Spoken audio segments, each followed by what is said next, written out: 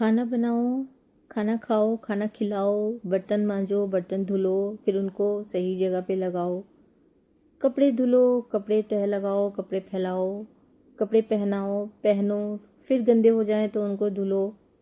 यही प्रोसेस हम लेडीज़ का हमेशा से चला आ रहा है। हमने अपनी मम्मियों को भी यही करते हुए देखा है। अगर आप इंडियन हाउसवाइफ हैं, मैं वर्किंग लेडीज़ को भी इसमें इंक्लूड करूँगी क्योंकि वो अलग नहीं हैं।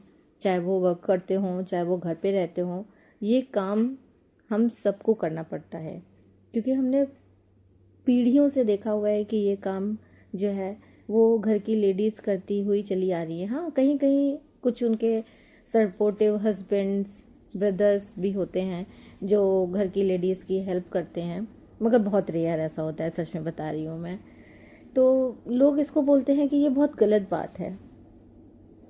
अब मैं अपने नज़रिए से आपसे शेयर कर रही हूँ कि अगर हम नहीं ये सब काम करेंगे तो फिर कौन कौन करेगा।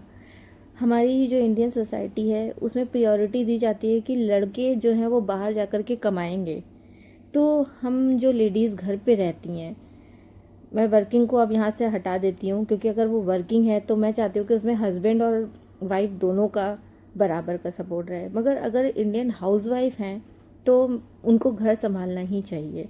इसको निगेटिव नहीं लेना चाहिए क्योंकि अगर हस्बैंड जो है वो बाहर कमा रहा है पूरा दिन, सुबह सुबह चला जाता है, रात में आता है, शाम को आता है, कितनी स्ट्रेस होती है उसकी लाइफ में, उसके ऑफिशियल जॉब में।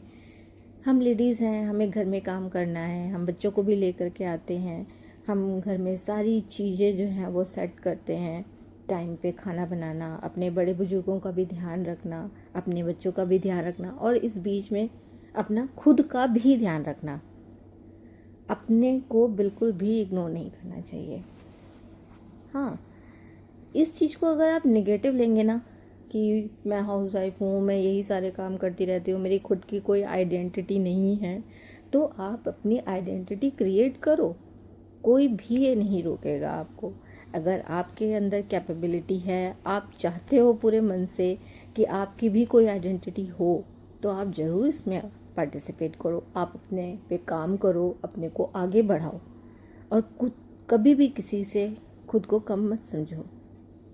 मैं जो बोलना चाहती हूँ, अगर आपको ये चीज़ सही लगे तो बताइएगा और बाकी मेरे वीडियोस के विजुअल्स देखिए। अगर आपको पसंद आए तो मुझे ज़रूर सपोर्ट करिएगा, मुझे बताइएगा भी ज़रूर कि आपको मेरी थॉट और मेरी कुकिंग कैसी लग रही है देखने में। मैंने पहली बार गुलाब जामुन बनाए थे और आज तक मैंने जितनी भी कुकिंग मैंने आज तक करी है ना, मैं सच में बता रही हूँ, ये मेरे गुलाब जामुन बेस्ट थे, सबसे बेस्ट थे। मैंने बहुत सारी चीज़ें ट्राई करी हैं, कुछ ऑनलाइन भी देखी हैं, कुछ अपने एक्सपेरिमेंट्स भी करे हैं, बहुत अच्छी अच्छी चीज़ें बनाई हैं, पर मेरे ये गुलाब जामुन ना इतने सॉफ्ट, स्पॉन्जी और इतना परफेक्ट बना था ना कि मुझे तो लग रहा था कि मैं हलवाई बन गई हूँ एकदम।